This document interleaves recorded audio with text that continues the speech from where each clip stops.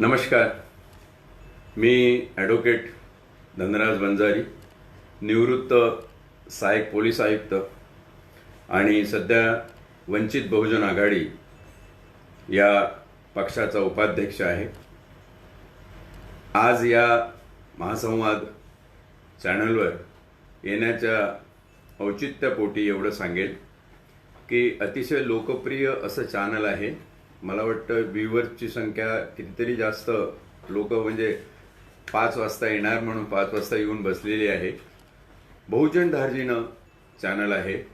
बहुजनांच्या व्यथा मांडणारं, बहुजनांचे प्रश्न घेऊन येणारं हे चॅनल आहे आणि अतिशय लोकप्रिय चॅनल आहे. या चॅनलवर मला बोलण्याची संधी दिल्याबद्दल मी संयोजकाचे आभार मानतो आणि माझ्या वक्तव्याला सुरुवात करतो. आजचा जो माझा विषय आहे तो आहे ही जी परिस्थिती कोरोना व्हायरसमुळे निर्माण झालेली आहे एकंदर देशामध्ये, महाराष्ट्रामध्ये, त्याबद्दल वंचित बहुजन आघाडीची भूमिका काय आहे, वंचित बहुजन आघाडीचं आकलन, एकंदर प्रश्न आणि त्यातून जर काही उत्तरं शोधली जाऊ शकत असतील तर ते कशी असावी याबद्दलचं हे थोडंसं विवेचन आहे. आपण सर्व व्ह्यूअर्स तुमचं मी मनापासून स्वागत करतो. तुम्ही आलेलाच आहात. तुम्ही प्रश्न विचारू शकता, तुम्ही तुमचे कॉमेंट देऊ शकता. माझ्या वक्तव्यावर कुठे तुम्हाला काही आक्षेपार्ह वाटलं तर त्याही तुम्ही सूचना देऊ शकता. मी सर्वांचं तुमचं मनपूर्वक स्वागत करतो. कोरोना व्हायरस हा बघायला गेलं तर खूप मोठी एक ट्रॅजेडी, महामारी आणि असं एक डिझास्टर की जे कित्येक वर्षांनी मानवजातीला नशिबी येतं आणि सहन करावं लागतं, भोगावं लागतं. आता हे निसर्ग निर्मित आहे की मानव निर्मित आहे याचा विचार आपण करणार आहोत. त्याआधी मी एक वाक्य सांगतो की निसर्ग निर्मित जर असेल तर काळ येऊन पुढे सांगेलच, पण मानव निर्मित ही आज आहे असं बहुतांशी तज्ज्ञांचं मत आहे, जागतिक स्तरावरच्या तज्ज्ञांचं मत आहे. पण मी माझं आणि माझी भूमिका व्यक्त करण्याच्या आधी असं म्हणेल की ही मानव निर्मित आहे की निसर्ग निर्मित आहे हे येणारा काळ सिद्ध करेल. तोपर्यंत आपण वाट पाहूया. पण एकंदर जे दिसतं ते असं आहे की या दुर्घटनेमागे कुठंतरी एक छुप षडयंत्र, एक छुपी चाल, कोणाविरुद्ध नेमकं कोण करतंय हा सुद्धा भाग येणाऱ्या काळात स्पष्ट होईलच. पण आपण तुर्तास सध्या जे अराजक आहे, जे तांडव मृत्यूचं, कोरोना व्हायरसमुळे होणाऱ्या मृत्यूचं आज आपण इथे मुंबईमध्ये, महाराष्ट्रभर, सर्व देशामध्ये भोगत आहोत.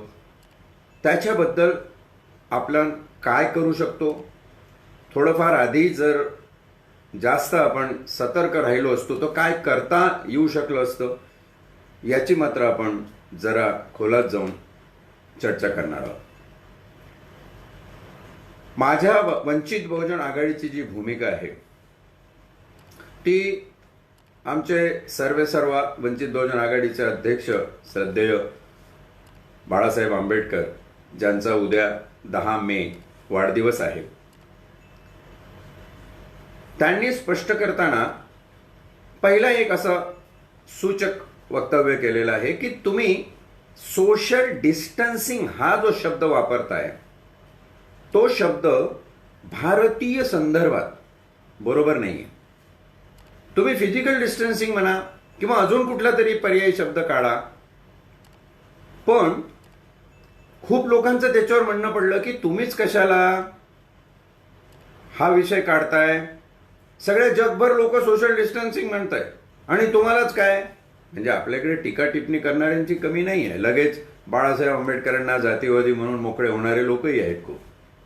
पण खूप मोठा समूह या राज्यातला, या देशातला दलितांचाच नव्हे तर सर्व वंचितांचा, बहुजनांचा, आदिवासींचा, मुस्लिमांचा आज बाळासाहेबांच्या सोबत आहे, हे विसरता कामा नये. बाळासाहेबांनी जेव्हा हे सांगितलं की आपल्याला सोशल डिस्टन्सिंग म्हणायला नको, तेव्हा त्याचं एक तर्कशुद्ध उत्तर त्यांनी हे पण दिलं की भारताची सामाजिक, सांस्कृतिक आणि भौगोलिक जी रचना आहे, 3 शब्द लक्षात घ्या, सामाजिक, सांस्कृतिक आणि भौतिक, ही जी भौगोलिक ही जी रचना आहे, ती रचना इतर देशांच्या मानाने आमूलाग्र वेगळी आहे. इथं सोशल डिस्टन्सिंगचा अर्थ एक प्रकारचा इन्सल्ट असाही लागला जाऊ शकतो आणि म्हणून तुम्ही इथे सोशल डिस्टन्सिंग हा शब्द वापरू नका. आणि कालचं तुम्ही जर माननीय मुख्यमंत्री महाराष्ट्र राज्याचे सन्माननीय उद्धवजी ठाकरे यांचं जर वक्तव्य बघितलं असेल तर त्यांनी सांगितलं की बरोबर आहे, सोशल डिस्टन्सिंग हा शब्द थोडासा एक विपरीत सूचक असा शब्द वाटतो, त्याच्यामुळं आपण हा शब्द टाळून त्याच्या जागी भौतिक अंतर किंवा फिजिकल डिस्टन्स असा शब्द वापरू शकतो. ही एक प्रकारे मुख्यमंत्र्यांनी अतिशय शुद्धपणे या गोष्टीची दखल घेतली. मी माझ्या पक्षातर्फे त्यांचे आभार व्यक्त करतो.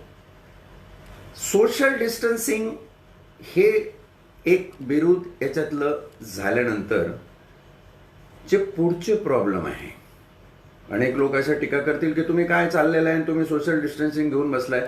हा त्याच्यातला एक महत्वाचा भाग म्हणून सांगितलं, पण इतर प्रश्न त्याहून जास्त महत्वाचे आहे याची कबुली देऊन मी तुम्हाला सांगतो. जो पहिला सगळ्यात भेडसावणारा प्रश्न आहे, सर्वात दुर्धर परिस्थिती जर कुठल्या घटकाची झाली असेल तर तो घटक आहे या महाराष्ट्र राज्यातला अल्पभूधारक शेतकरी, ज्याच्याकडे 1 एकर, 1.5 एकर, 2 एकर, 5-6 एकर, जास्तीत जास्त 10 एकर जमीन असेल असा शेतकरी. ओलिताची सोय असेल नसेल, ओलिताची असली तरी कुठंतरी तुटपुंजी सोय आहे, सीझनलच फक्त क्रॉप त्याला घेता येतात असा शेतकरी, आणि त्या शेतावर काम करणारा शेतमजूर, भूमिहीन शेतमजूर, या 2 घटकांची एवढी जबरदस्त गोची झालेली आहे की याच्याच घरातले काही लोक हे स्थलांतरित कामगार झालेले आहेत. आर्थिक अडचणीमुळे अजून काही परिस्थिती यांची फार रसातळाला गेलेली आहे.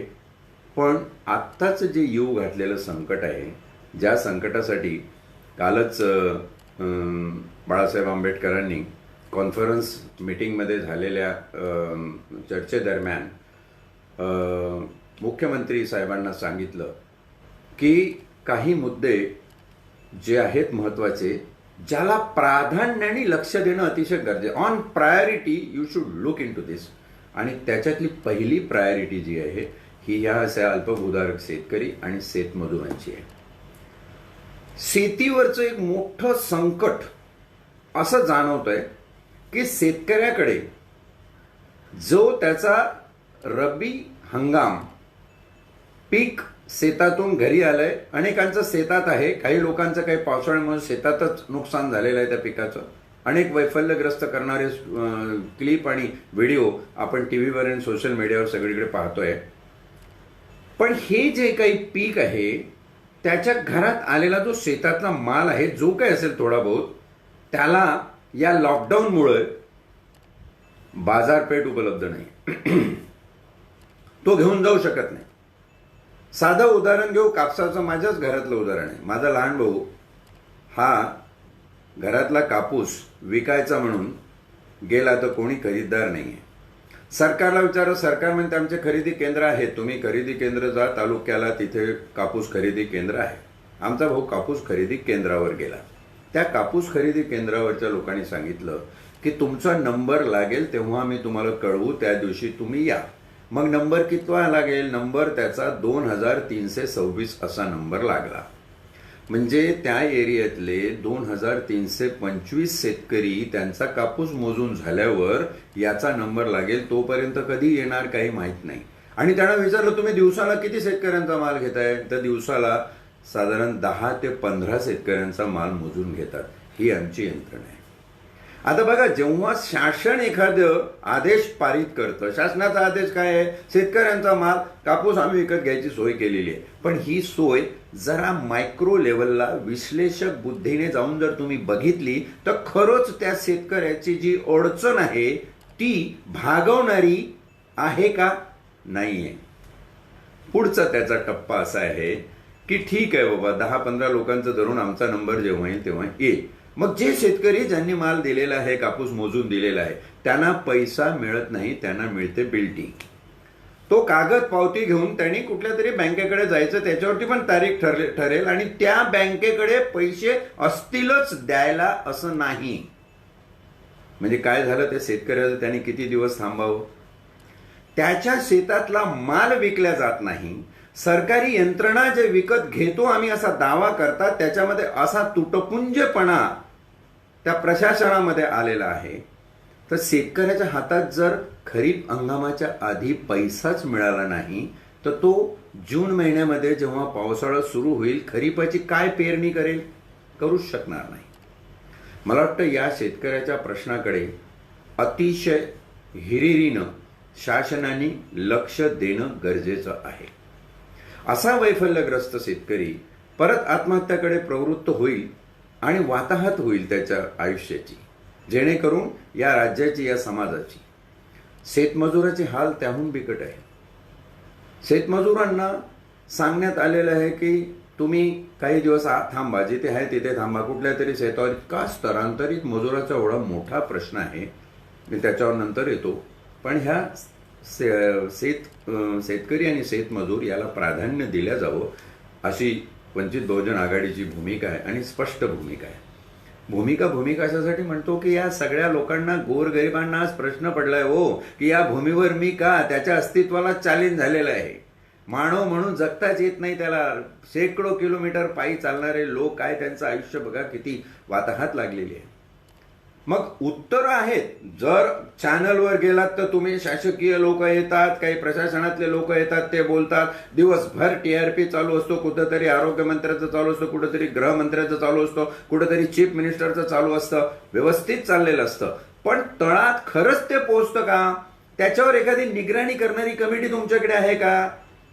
आणि झालं तरी काय, 5-6 शेतकऱ्यांचे इंटरव्ह्यू घेतात आणि मीडिया विकला गेलेला आहे, त्याच्यामुळे ते मीडिया ते दाखवतो. म्हणजे जनतेसमोर जे चित्र दिलं जातं, कृपा करून हा प्रकार थांबवा. खरोखर तळामध्ये जाऊन बघा, तिथं काय हाल लोकांचे होत आहेत. मग दुसरं एक सांगण्यात आलं की आम्ही शेतकऱ्यांना लोन देऊ. शेतकऱ्यांना लोन देऊ ही तुमची घोषणा, तुमचे आदेश.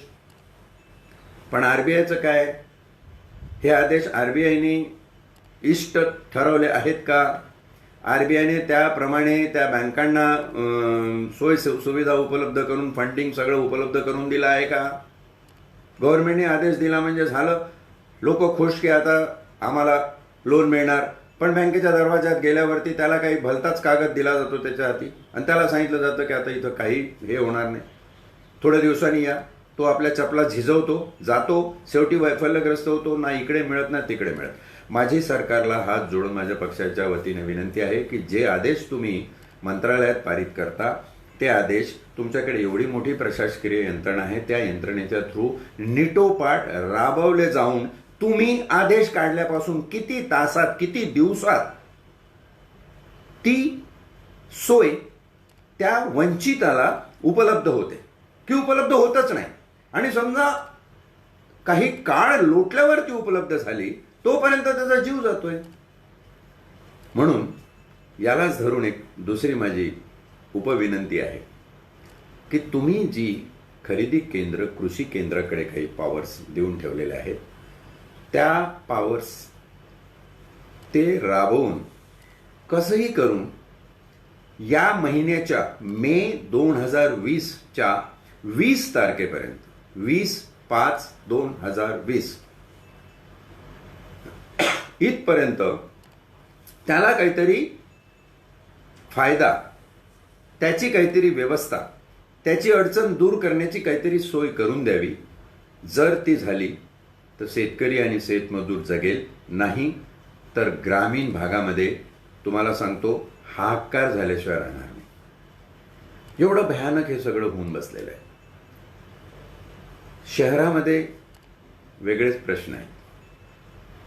ग्रामीण भागातला माणूस कसा तरी काहीतरी करून मार्ग काढून शहरामध्ये जे ऑर्गनाइज आणि अनऑर्गनाइज फॅक्टर्सचे लोक आहेत त्या लोकांची एवढी परिस्थिती खराब आहे. त्यांना स्थलांतराचा सगळ्यात मोठा प्रश्न आहे. जो अनऑर्गनाइज सेक्टरमधला मजूर आहे, विशेष करून बांधकाम करणारे जे बिल्डर्स आहेत त्यांच्याकडचा, ज्यांच्याकडे बांधकामाचे मोठे मोठे कॉन्ट्रॅक्ट आहे, रस्त्याचे, ब्रिजचे, अशा लोकांकडे जो मजूर काम करतोय त्या मजुराची दैना फार वाईट आहे. त्याला कॉन्ट्रॅक्टर पैसा देईलच याचं सांगता येत नाही. म्हणजे सरकारचे आदेश आहे पैसा द्यावे, मालकांनी कामगारांना पैसा द्यावा, त्याचा पगार द्यावा, पण नाही दिला तर तो कामगार आज इतका विकलांग अवस्थेत आहे, तो कुठे जाईल न्याय मागायला.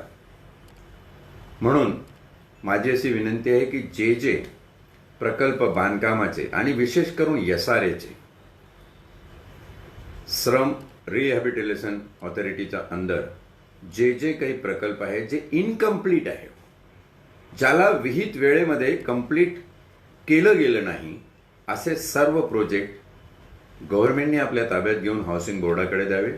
आणि हाऊसिंग बोर्डाने हा जो अनऑर्गनाइज बांधकाम कामगार आहे त्याला एक रजिस्ट्रेशन, त्याला एक ऑर्गनाइज सिस्टम उपलब्ध करून द्यावी, जेणेकरून त्याला पगार मिळू शकेल आणि त्या पगारातून त्याचं उदरभरण व्यवस्थित होऊ शकेल. तिसरा महत्त्वाचा मुद्दा आहे, आम्ही काय समजून वैद्यकीय क्षेत्रात काम करणाऱ्या आणि कायदा सुव्यवस्था या क्षेत्रात काम करणाऱ्या लोकांचे पगार कमी केले. अतिशय विकल करणारी ही बाब आहे. आज पोलिसांचे नंबर कोरोना बाधित आणि काही पोलीस बांधव माझे मेलेले आहेत. मी माझी पोलीस अधिकारी होतो.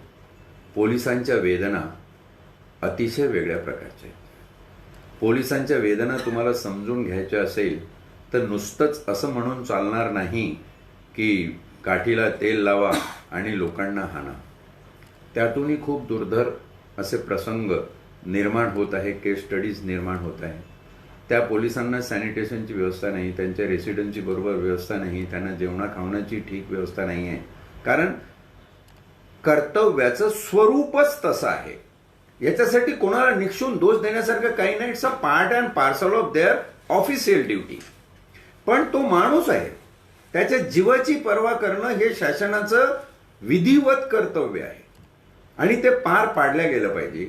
असं असताना कित्येक पोलिसांचे कुटुंबीय सुद्धा कोरोनाने बाधित झालेले आहे, कोरोनाग्रस्त होण्याच्या मार्गावर आहे.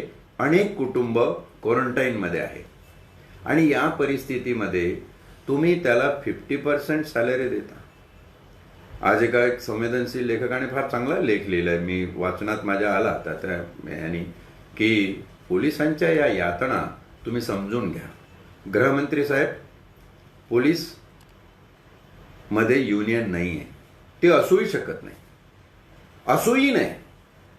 पण त्याच वेळी एक इथिकल आणि मॉरल रिस्पॉन्सिबिलिटी ही शासनाची आहे की तुम्ही त्या लोकांना मानसिक स्वास्थ्य बिघडणार नाही अशी किमान वागणूक द्या.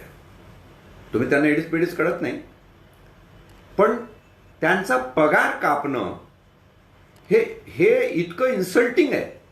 म्हणजे हा त्याच्या कर्तव्याचा, त्याला आम्ही कोरोना वॉरियर म्हणायला लागलो.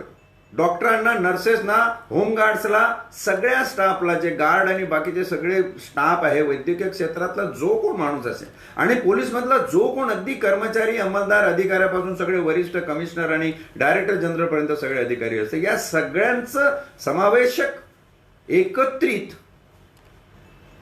यांना संबोधून मी बोलतोय की असं करणं म्हणजे त्या वॉरियरचा अपमान आहे.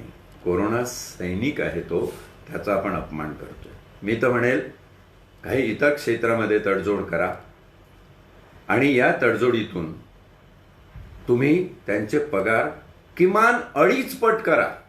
मी तर म्हणेल तिप्पट करायला पाहिजे. काही राज्यांनी ते केलेले आहेत. तुम्ही 2.5 पट त्याचे पगार करा. बघा काय परिणाम होतो ते. आज ज्या पद्धतीनं वैद्यकीय आणि पोलीस क्षेत्रातला माणूस मानसिकदृष्ट्या खचलेला आहे त्याला उभारी मिळते. आमचे कमिशनर, डायरेक्टर जनरल, मोठमोठे अधिकारी प्रत्येक ठिकाणी जात आहेत, पोलिसांची भेट घेत आहेत, त्यांचं मनोधैर्य उंचावण्याचा प्रयत्न करत आहेत. पण पैशाचं काम ते पैशानीचं, शब्दाचं काम ते शब्दानी. शब्द तुम्ही देताच आहात, त्यांचं कौतुकही होत आहे, त्याच्याबद्दल काही वाद नाही. पण त्यांचे पगार कृपा करून कमी करू नका. पैशाची कमी आहे असं तुम्हाला खरंच वाटतं का? सर्व राज्यकर्त्यांना मी प्रश्न विचारतो, खरंच तुम्हाला पैशाची कमी आहे का? जो खर्च आपण निवडणुकांमध्ये करतो, जो खर्च आपण राजकीय पक्षाचे इमले बांधण्यामध्ये करतो, अनेक राजकीय पक्ष, हा राजकीय इश्यू मी करणार नाही आणि करतही नाही, पण माझी एक विनंती आहे आणि ती विनंती पोकळ विनंती नाही आहे, कारण वंचित बहुजन आघाडी हा अगदी मुठभर एवढासा लहानसा पक्ष आहे. आमच्या पक्षफंडातून 1 ते 1.5 वर्ष पुरेल.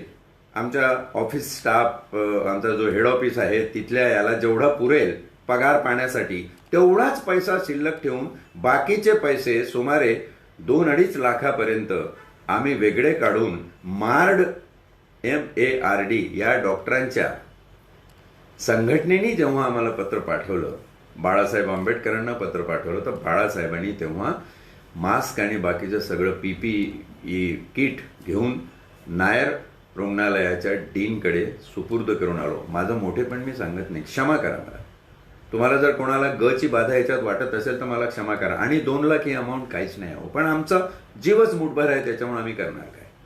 आणि हे जेव्हा होतं तेव्हा माझं सर्व राजकीय पक्षाला अतिशय प्रांजळपणे मागणं आहे की तुम्ही सुद्धा हा जो एक अतिवंचित घटक प्रशासनामध्ये आहे, ज्याच्यावर असह्य असा ताण निर्माण झालेला आहे, शारीरिक, मानसिक, कौटुंबिक, आर्थिक, सामाजिक सर्व प्रकारचा ताण त्याच्यावर निर्माण झालेला आहे, वैद्यकीय क्षेत्र आणि पोलीस क्षेत्र, यांच्या पगारासाठी तुम्ही काही मदत करू शकत नाही. माननीय पंतप्रधान साहेबांनी जो काही त्यांचा केअर फंड केला आहे, अनेक वावदुकी आहे त्याच्याबद्दल, त्या वावदुकीत मी जाणार नाही, पण खरंच तुम्ही ह्या लोकांसाठी अशा फंडातून काही व्यवस्था करू शकत नाही.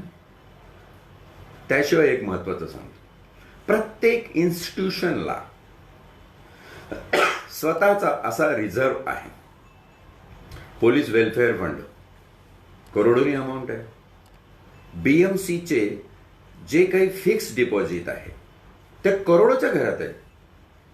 आणि मी टीका म्हणून कोणावर बोलत नाही, पण या त्यांच्या रिझर्व्ह फंडाच्या करोडो रुपयाच्या भरोशावर अनेक बँका निभावून नेतात, अनेक बँका चालत आहे.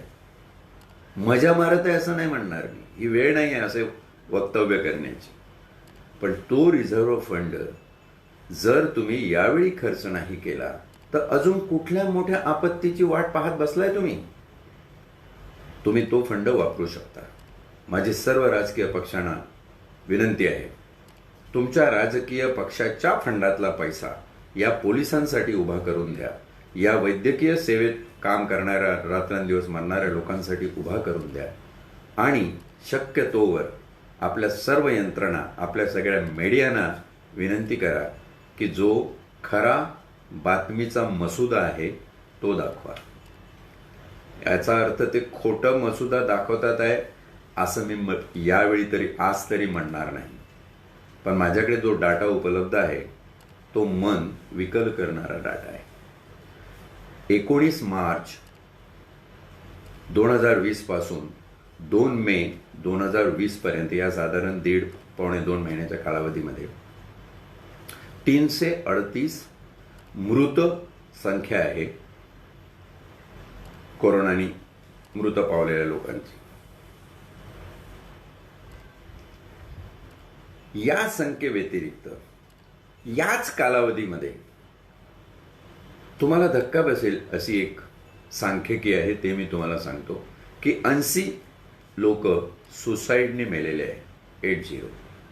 51 लेबरर मजूर हे रस्त्याने जाताना विविध प्रकारच्या ॲक्सिडेंटमध्ये मेलेले आहे. त्याच्यामध्ये औरंगाबादला रेल्वेच्या पटरीवर गेलेले 15 जीव बातमी ताजीच आहे. त्याशिवाय 45 लोक हे दारूचं दुर्धर व्यसन होतं आणि न मिळाल्यामुळं जे त्याच्या बॉडीमध्ये प्रॉब्लेम्स निर्माण झाले त्यांनी मेलेले आहे आणि 36 भूक बळी गेलेले. हा आकडा बघितला तर 212 होतो. 338 हे आमचे कोरोनाचे मृत्यू आहे आणि 212 म्हणजे त्याच्या 70% लोक हे विविध प्रॉब्लेमनी मरायला लागलेले. म्हणजे कोरोनाने एखाद्या वेळी कमी लोक मरतील आणि या आपल्या इतर फॅक्टर्सनी जास्त लोक मरतील याची तरी कुठे नोंद घेतली पाहिजे. यासाठी आपण काय करू शकतो? जसं शेतमजूर, बिल्डरकडे असलेली लोक हे सगळे प्रोजेक्ट हाऊसिंग बोर्डाकडे गेले पाहिजे. त्या लोकांच्या स्थलांतरणाचा प्रॉब्लेम आहे तो सॉल्व्ह केला पाहिजे. माणूस एक वेगळ्या प्रकारे वैफल्यग्रस्त झालेला असतो. 600 किलोमीटरवर बसलेली आई त्याला फोन करते की माझा मुलगा बरोबर आहे की नाही, रोज टीव्हीवर दिसून राहिलं, म्हणते आज कोरोनाचे एवढे लोक मेले आणि एवढे लोक राहिले आणि एवढे मरून राहिले, तू काही येतं म्हणते का आमचा जीव गेल्यावर ये. आता ही सगळी वक्तव्य ऐकल्यावर त्या माणसाचं मन खरंच तिथे लागेल का हो? म्हणून याच्यावर मला वाटतं शासनाने अगदी अग्रक्रमाने लक्ष देणं फार गरजेचं आहे. आणि जॉबचाही प्रश्न आहे. वंचित बहुजन आघाडीचं असं म्हणणं आहे की जो खेडेगावामधला लहान सहान एंटरप्रेन्युअरशिप करणारा माणूस आहे, लोहार असेल, कुंभार असेल, वाडी असेल, सुतार असेल, गवंडी असेल, बुरड असेल, ज्याच्याकडे स्किल आहे आणि जो आपल्या स्किलनी वस्तू बनवतो, तर त्याचं एंटरप्रेन्युअरशिप अबाधित राहण्यासाठी, त्याचं जे एक कुटीर उद्योग आहे तो अबाधित राहण्यासाठी त्याला आर्थिक मदतीची आज गरज आहे. तो अतिशय खालच्या थराला गेलेला आहे. त्याच्याकडे काही शिल्लक राहिलेलं नाही आहे. इकडे तिकडे होता तो कसा तरी होऊन एकत्र येऊन ते लोक राहतात आहे. त्याशिवाय पारध्यांचे बेडे, बंजारी लोकांचे तांडे आणि आदिवासींचे पाडे, इकडे सुद्धा खूप वाईट परिस्थिती आहे. या बातम्या येत नाहीत, कोणी दाखवत नाही. खूप लांब आहे, दुर्गम परिस्थितीत लोक पडलेले आहे. ज्ञानेश्वर महाराजांनी सांगितलं, दुरितांचे तिमीर जाओ. मी विनंती करतोय माझ्या पक्षाच्या माध्यमातून आदरणीय सन्माननीय मुख्यमंत्री साहेबांना, उद्धव ठाकरेजी, तुम्ही या घटकाकडे प्राथमिकतेने, प्राधान्याने, ऑन प्रायोरिटी लक्ष द्या. आणि सगळ्यात शेवटी असं आहे की आपण कुठे चाललोय, आपण निघालोय कुठे? आर्थिक परिस्थिती इतकी डबघाईस आलेली आहे, बँकांकडे पैसा राहिलेला नाही. कोट्यावधी रुपयाचं, हजारोच्या संख्येत कोट्यावधी रुपयाचं, 68,000 कोटी रुपयाचं कर्ज आम्ही चोर लोकांचे माफ केलेले आहे. फायनान्शियल इन्स्टिट्यूट मदत करण्याच्या फ्रेममध्ये राहिलेलं नाही. सरकारची जी वित्त अवस्था आहे ती विकलांग होत चाललेली आहे. तुमच्या सरकारी शासकीय कर्मचाऱ्यांचे पगार देण्यासाठी तुमच्याकडे पैसा आहे की नाही ही शंका मनात येते जेव्हा तुम्ही पोलिसांचे पगार कमी करायची भाषा करता. हा सगळा एकंदर भाग बघितल्यानंतर केंद्रामध्ये वेगळ्या पक्षाचं आणि राज्यामध्ये वेगळ्या पक्षाचं या सरकारांमधलं द्वंद्व, अंतर्गत द्वंद्व, छुपयुद्ध हे सुद्धा मागच्या अनेक घटना आणि राज्यपालांचं नाव याच्यावरून सर्वसाधारण जनतेच्या, महाराष्ट्राच्या लक्षात आलेलं आहे. GSTचे पैसे जे राज्याचे हक्काचे आहेत ते अजून केंद्राकडून निर्गमित झालेले नाही आहे. केंद्राला वर्ल्ड बँकेने, इंटरनॅशनल मॉनिटरी फंडनी या कोरोनाच्या आपत्कालीन परिस्थितीमध्ये काय मदत केलेली आहे त्याचे आकडे संभ्रमित करणारे आहे. केंद्राकडून किती मदत राज्याला होईल हेही सांगता येत नाही. सर्वसाधारण माणसाची परिस्थिती एकदम डबघाईस आलेली आहे. राज्य, समाज, देश केव्हा संपतो तर तो 25-50 धनदांडगे मिलियनरी बिलियनरी मेले तर संपणार नाही. पण ही जी लोक आहेत, जी लोक आज आपल्या हाताला काम मागतायत, हे चोऱ्या नाही करत साहेब. हे कुठला वाईट मार्गाने कोणाचं हिसकावून घेत नाही. हे लोक प्रामाणिकपणे तुम्हाला काम मागतायत आणि आज त्यांच्याच हातामध्ये काही राहिलेलं नाही. स्थलांतरणाच्या प्रकरणापासून तर इतक्या सगळ्या ह्याच्यामध्ये लोक एवढे त्रेधा तिरपट झालेले, कोणाला काही सूचनाचं झालेलं आहे. एक दिवस दुकान उघडी केली तर दुसऱ्या दिवशी गडबड, परत दुकान बंद, तिसऱ्या दिवशी परत अजून काही. कोणालाही या परिस्थितीचा पाहिजे तसा अचूक अंदाज येत नाही. याचा अर्थ प्रशासन झोपलेलं आहे, प्रशासन काही करत नाही, सरकारचं लक्ष नाही असं म्हणणार नाही. सरकारने त्या दृष्टीनं फार चांगलं पाऊल उचललं. उद्धवजी खरंच सगळ्यांना समावेशक अशी भूमिका घेऊन जातात आहे. प्रकाश आंबेडकरांचा त्या दिवशी फोन आला की अशी मीटिंग आहे, सगळ्यांना बोलवलं आहे. सर्व पक्षाच्या लिडर्सना घेऊन तुम्ही जेव्हा मीटिंग करता, पक्षाचं एक ऐकून घेता, ही फार चांगली गोष्ट आहे. पण आम्ही जे मुद्दे आज तुमच्यासमोर मांडलेले आहेत त्यामध्ये आमचे कलावंत आहेत. ज्या कलावंतांना 14 एप्रिलचे कार्यक्रम मिळाले नाहीत बाबासाहेब आंबेडकरांच्या जयंतीचे, ज्या कलावंतांना पुढचे कार्यक्रम 6 डिसेंबरचे मिळतील की नाही माहीत नाही, आणि असे लाखाच्या संख्येने कलावंत या महाराष्ट्रात आहेत ज्यांची उपजीविका फक्त त्यांच्या कलेच्या वाद्याच्या भरोशावर चाललेली असते. त्या कलावंताचा प्रश्नसुद्धा खूप मनाला यातना देणारा आहे. त्यांची हलाखीची परिस्थिती बघवत नाही आहे. प्रत्येक गोष्टीमध्ये तुम्ही जर विश्लेषण करून तुमची यंत्रणा जर पूर्णपणे कामाला लावून सगळ्याकडनं माहिती घेतली तर तुम्हाला दिसेल की खरंच प्रायोरिटीवर कोणाला मदत पोचली पाहिजे. केवळ आज त्याचा आवाज नाही आहे, तो बोंबलू शकत नाही, तो ओरडत नाही, त्याच्यामध्ये आंदोलनं करण्याची ताकद राहिली नाही, तो येऊ शकत नाही रस्त्यावर, म्हणून त्याला तुम्ही तसाच पडला ठेवून जर मरू देत असाल तर हे खूप मोठं पाप होईल आणि कदाचित याची किंमत या रयतेला नंतर भोगावी लागेल. हा जो मधला माणूस आहे तो जर जिवंत आहे तर हे राज्य जिवंत आहे. राज्यातले 50 बिलियनरी कमी झाले तर मला वाईट वाटणार नाही. ते बिलियनरीचे मिलियनरी होतील, मिलियनरीचे 1000 मध्ये येतील. पण जर 50 लाख मजूर, कामगार, शेतकरी मेले तर ही रयत जिवंत राहणार नाही. आणि म्हणून आपण याचा विचार करा. परत एकदा मी विनंती करतो, वंचित बहुजन आघाडीची ही जी भूमिका आहे ही मी ठळक मांडलेली आहे. याच्यामध्ये अजून मायक्रो पॉईंट्स आणि बारकावे आहेत. 20, 25, 30 मिनिटाच्या बोलण्यामध्ये सगळं काही समावेश करणं शक्य नाही. पण महत्त्वाचे जे भयसूचक असे सिग्नल आहेत ते देण्याचा मी याच्यामध्ये प्रयत्न केला आहे. आणि जर उद्या हा देश किंवा महाराष्ट्र आर्थिक आणीबाणीच्या खाईत लोटला गेला तर काय परिस्थिती होईल याचा विचार करावा. फक्त शासनाने विचार करून चालणार नाही, तर जे निमशासकीय संस्था आहेत, लोक आहेत, सुज्ञ आहेत, इंटेलेक्च्युअल्स आहेत, या सगळ्यांनी याचा विचार करण्याची गरज आहे. आणि वेळीच प्रत्येकाने काहीतरी बोलण्याची गरज आहे. एखाद्याला विरोध करणं म्हणजे तो माणूस आपला द्रोही ठरतो असा कन्सेप्ट ठेवण्याचा हा काळ नाही आहे. तुम्ही विसरून जा. ही ती वेळ आहे ज्या वेळेस भर राजमहालामध्ये समाजरूपी द्रौपदीचं वस्त्रहरण चाललेलं आहे.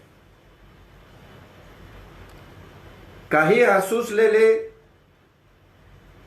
दुर्गामी विचारांचे दुर्योधन, दुःशासन असतीलही, ज्यांची आसुसी इच्छा असेल एखाद्या समाजरूपी स्त्रीला विवस्त्र बघण्याची, कोण करताय तिला विवस्त्र? समाजरूपी द्रौपदीला विवस्त्र कोण करत आहे? महाभारतावर कधीतरी लेक्चर द्यायची वेळ आली तर वेगळ्या अर्थाने हे सगळं समजावून सांगितलं जाऊ शकतं.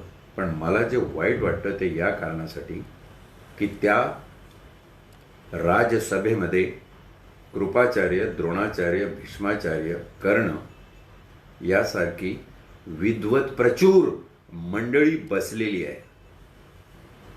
पण कोणी राजकीय सत्तेची आपली बांधिलकी सांगतं, कोणी कुठल्या पक्षाची आपली बांधिलकी सांगतं, कोणी आपल्या पुचट पोकळ तत्वांशी आपली बांधणी सांगतं आणि तोंडावर बोट ठेवून गप्प राहतं.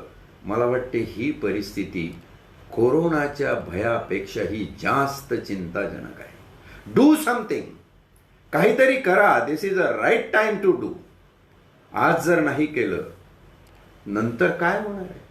नंतर तुम्हाला कुरुक्षेत्रावरच जाऊन एक दुसऱ्याचे गळे फाडायचे आणि जेता आणि जीत याच्यातला फरक नष्ट होईल.